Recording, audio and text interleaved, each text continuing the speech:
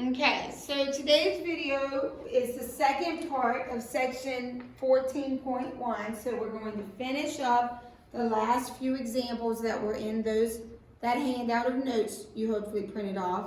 So we're picking up with letter D. We've got 4 examples to do today. So today's lesson should be a lot shorter than the first part of the lesson. So we want to graph 2 tangent 1/3 theta. To begin with, it's tangent. Does tangent have amplitude? No. So we do not need to list an amplitude for this because it doesn't have one, because there's no maximum, no minimum.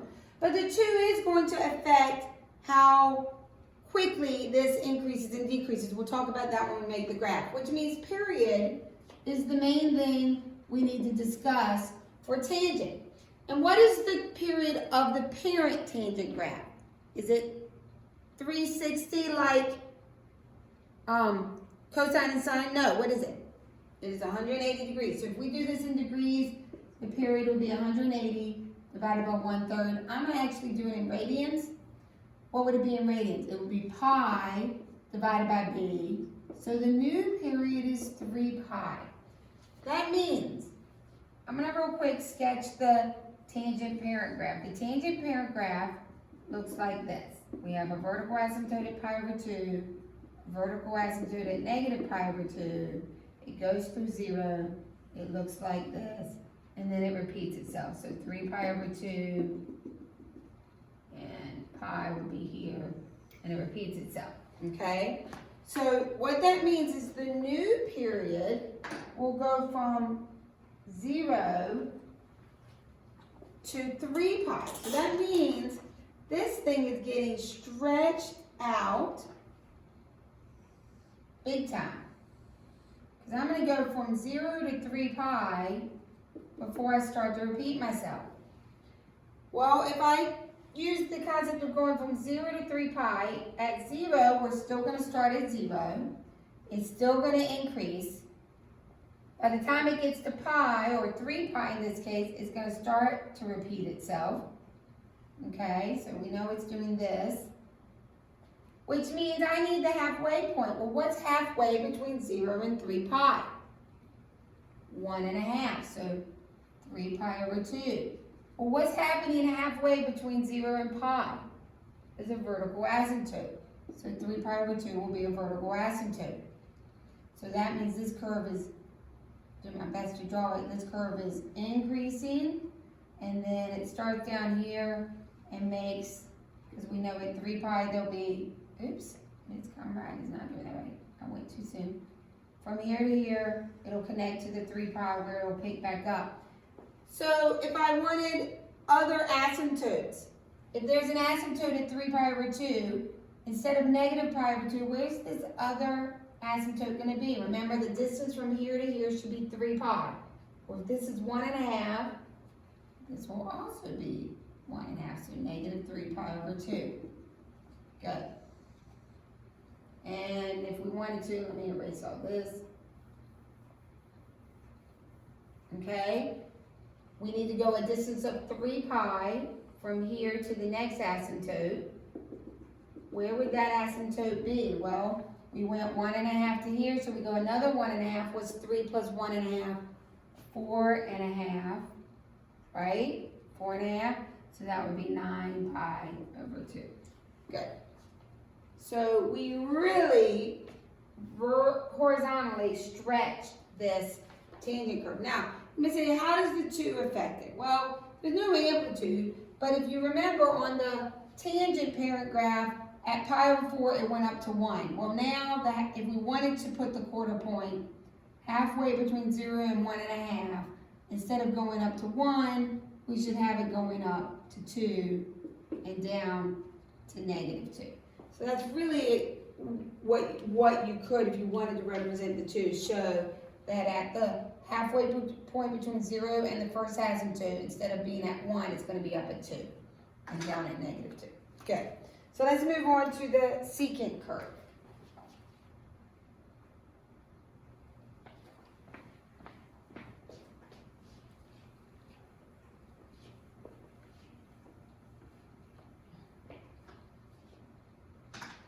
Okay, so for the secant curve, I don't graph secant.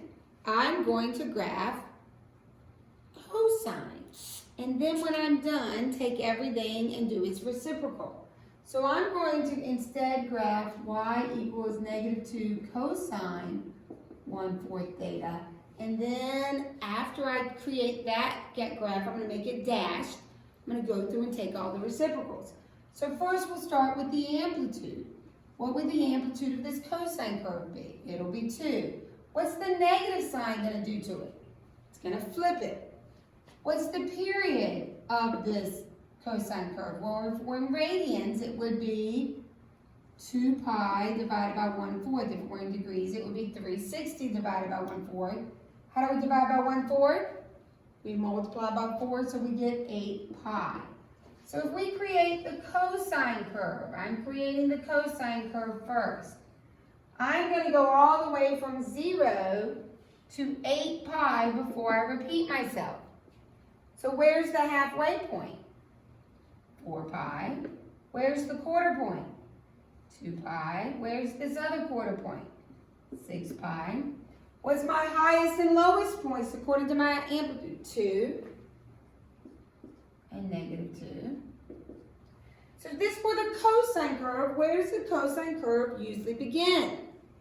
It usually begins at 1, but now that the amplitude is 2, it usually will begin at 2, but it's a -2. So what's it going to do to this?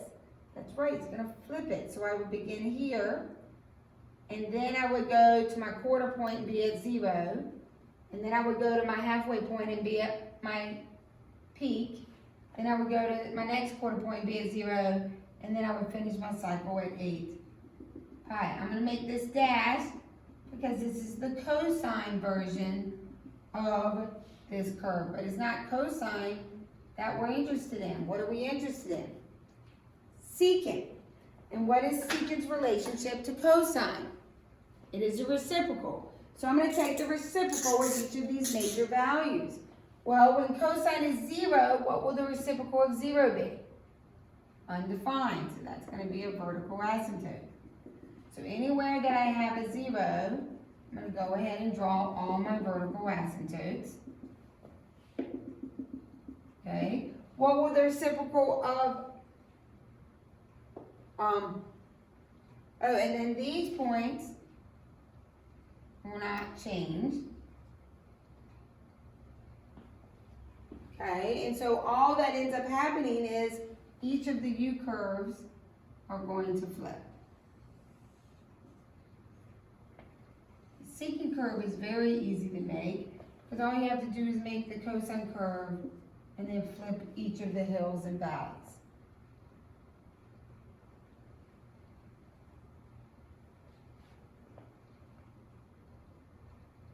And cosecant works the same way. You just do the sine curve and then flip each of the hills and valleys. So the last two examples, we're going to look at example 2b.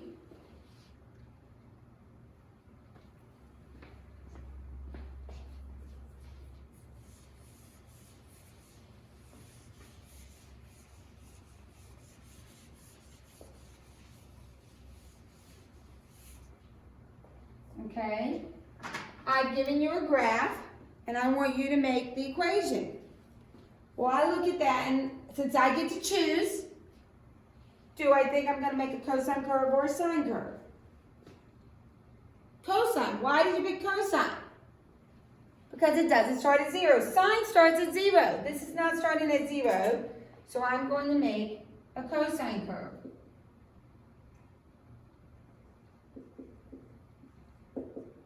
I know that much. So we need the amplitude. What is the amplitude of this problem? That's right. From the middle to the top, it's a distance of 2. From the middle to the bottom, it's a distance of 2. Or you can do the formula, max minus minimum divided by 2. It is always positive. So we know A is 2. Now we need our period. How long do I go until I repeat myself? So I start here, and I go until I get to the next high point. I go from max to max. What's that distance? It's a distance of pi. So my period is pi. That is not B. That is my period. How do we get B? Well, what's the formula that we have for period? It is 2 pi over B. So the period we just found out is pi, so pi equals 2 pi over B. How do we solve for B? We multiply by B. So we get pi B equals 2 pi. Divide by pi, so B is going to equal 2. So in my equation, y equals 2 cosine 2x. Was anything flipped? No, because the cosine's starting up at positive 2, just like it normally starts at positive 1. So this would be my final equation. So the last example, you do need your book. I hope you have it with you. We're going to look at example 3, and it's a word problem in your book on page 826. So let me give you a chance to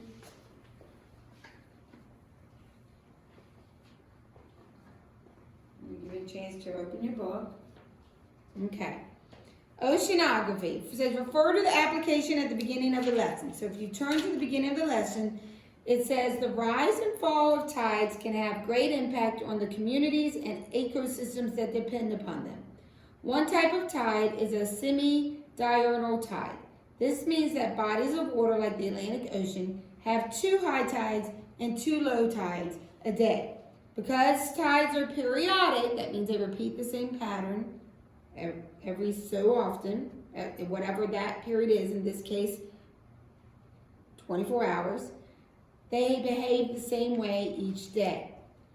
So it says, suppose the tidal range of a city on the Atlantic coast is 18 feet. So they're telling me the tides, the high tide to low tide, the range is 18 feet.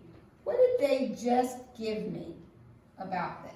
They just gave me the maximum and minimum. If the range from highest to lowest is 18 feet, and the middle is my x-axis, where would the highest point? The highest the tide gets is 9 feet, and the lowest is negative 9 feet, because the range was 18.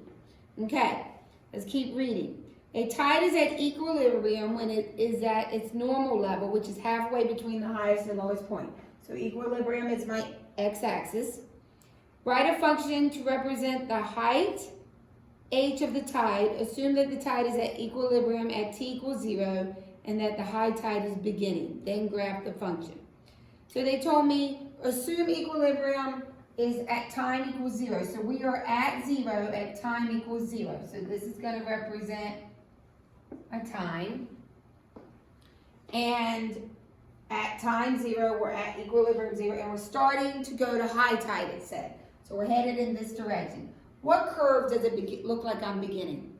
Sine or cosine? We're beginning sine. So we want to make an equation for a sine function. Okay? I don't know if they use t or x in their equation. They use t, so I'll use t. So we need to know the period of this sine function. Well, we read at the beginning of the chapter, it's every 24 hours. It repeats the same cycle, but every 24 hours it has 2 high tides and 2 low tides. So for one cycle, 1 high tide and 1 low tide, 1 maximum and 1 minimum, about how many hours is it going to be? Every 12 hours. So my period is going to be 12 hours. So where's the halfway point? 6 hours. Where's the quarter point? 3 hours. And the other 3/4 point would be 9 hours. So this high tide begins at equilibrium. By the time 3 hours have passed, it's hit its maximum. It turns around, it comes back to 0 at 6 hours. It then goes another 3 hours to its minimum, -9, and back to 12. And then what do we know it does? It repeats itself. So by the time it gets to 24 hours, it has done 2 high tides and 2 low tides. Now, those of you who surf and follow the waves and high tide and low tide and want to know when the best time is to surf, you know that there's always thanks to gravitational pull of the moon, there's always a little shift in the time. So it's not exactly every day at noon, it will be exactly here. It might be 12:15 the next day, or it might be 1:30 the next day. There's a small shift thanks to gravity, but it's still maintaining high tides every so many hours low tide every so many hours, and it repeats itself. So we want to make a sine curve for this. So what would A be? A is my amplitude, and what's my amplitude? 9, so y equals 9. So now we need to figure out B. Well, what is the period of this function? It is 12 hours. What is the formula that we use to find period? It's 2 pi over B. So we need to solve for B. So we're going to multiply both sides by B. So 2 pi equals 12B. Then we divide by 12. So what does B come out to be? Pi over 6. So in our equation, y equals 9 sine pi over 6 times t. This would give me this function. So if I plug in time is 3 hours, when time is 3 hours, pi over 6 times 3 is pi over 2. What do we all know sine of pi over 2 is? That's your y coordinate. It is 1. What's 9 times 1? 9. Look at that. At 3 hours, we're at 9 feet. Good. So that's the end of section 1.